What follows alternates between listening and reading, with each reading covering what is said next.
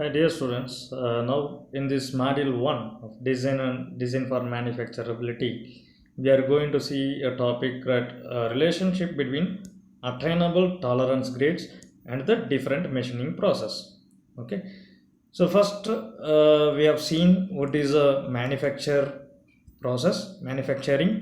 and in manufacturing, the sense it gives a conversion of raw material to the finished product with the help of some processes. Okay, the different types of processes we have seen, primary, secondary and finishing process. So in that, how we can make iron ores into the first initial primary process, and then the secondary process it carries with the help of another processes, machining processes, like, okay, lathe machine operations, milling machine operation, drilling machine operations. We have seen turning, facing and all.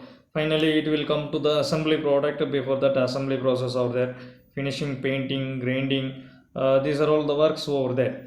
So all the process are called machining process. In the machining process, tolerances, how it is going to be affected. Okay, what is a tolerance?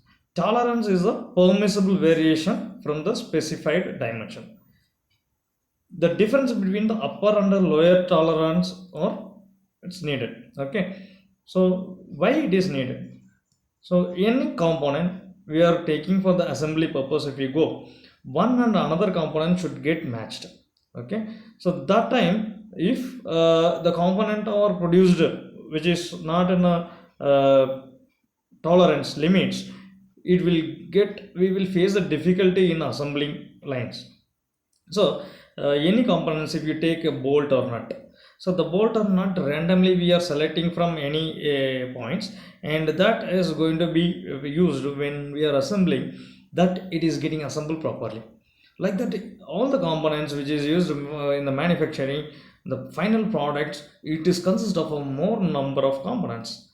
When the components are not having tolerances, these components we cannot assemble properly and we will not get the product finally. So a tolerance is given for a component with the upper and lower limit. What is upper and lower limit? Any component which is having a permissible deviation. Okay, so that if the component lies within the limits, when I'm manufacturing a component with the point, here the example it is given, a specification of a piston ring, suppose I want to make. So in engine there are so many components are there, the piston ring and the piston and the valves are going to be seated in the cylinder. So all the components which is manufactured in the industry, or it is to be to have some tolerances. So the tolerance is given, suppose for here 74 mm, the piston ring is 74 mm, plus or minus 0.5 it is given. So at the maximum it will go for 74.5, or at the minimum 73.95 it will be there, right?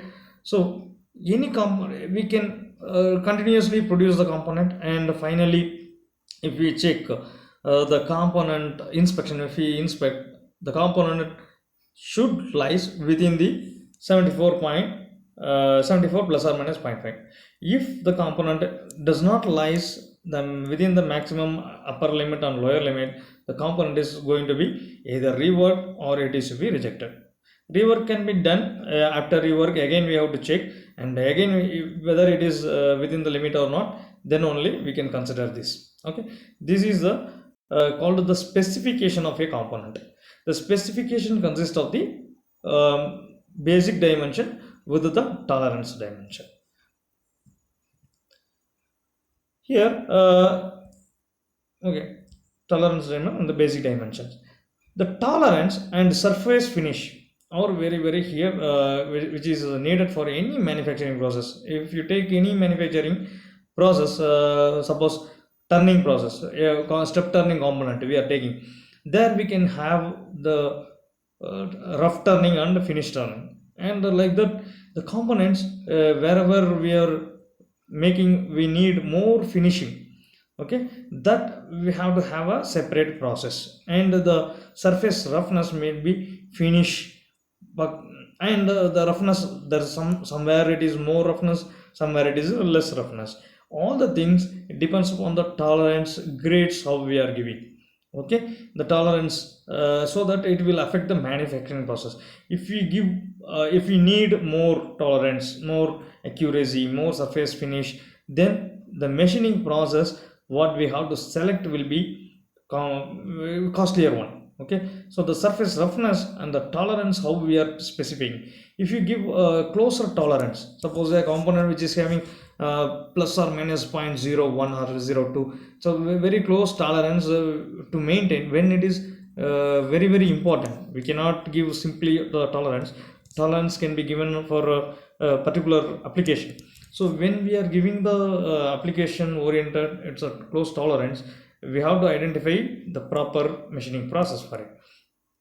There are so many, the each and every process it will have its own limitations. Suppose, that's what in case of this example, die casting process, you can see the die casting with a permanent metallic dies can give better surface finish.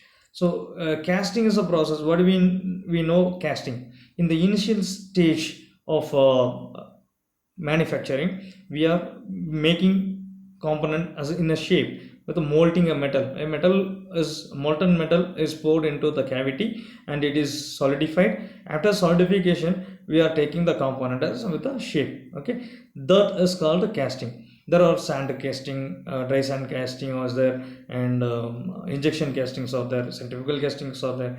So different types of casting. So why it is needed? It's based upon the application what we need, and the tolerance and the surface finish is needed. In sand casting, a component is done with some surface roughness, as well as the component if you do it in a die casting process where a permanent metallic dies are there inside. So the permanent metallic dies, they will give a good surface finish.